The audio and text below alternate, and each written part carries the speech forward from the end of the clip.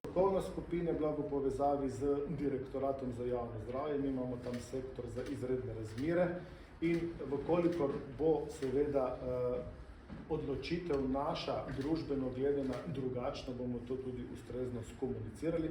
Nam je jasno, da je stroka, odgovornost, vladanje, odgovornost za morebitne ukrepe in vse tisto, kar nas čaka, je pa na strani vlade.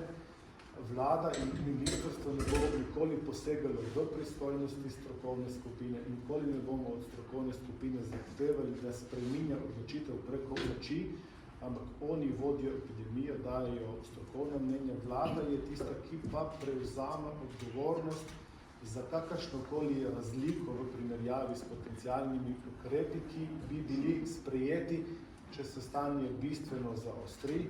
Še enkrat pa, ne bo obveznega cepljenja za COVID. To moram poudariti posebej v luči tega, da se sprejema ZNB v parlamentu, spravi zakon o nalezljivih boleznih.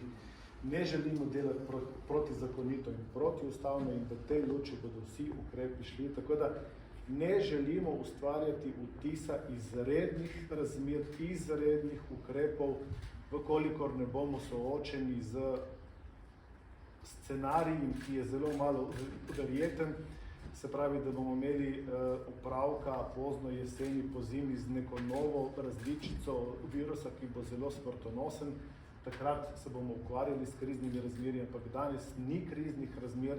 Zdravstvo moramo vrniti na raven iz leta 2019 in COVID moramo umestiti v naš zdravstveni sistem. Celo poletje bomo delali s pozitivnim pristopom, bili so pokazani ukrepi in vlada in predvsem Ministrstvo za zdravje bo temu sledilo.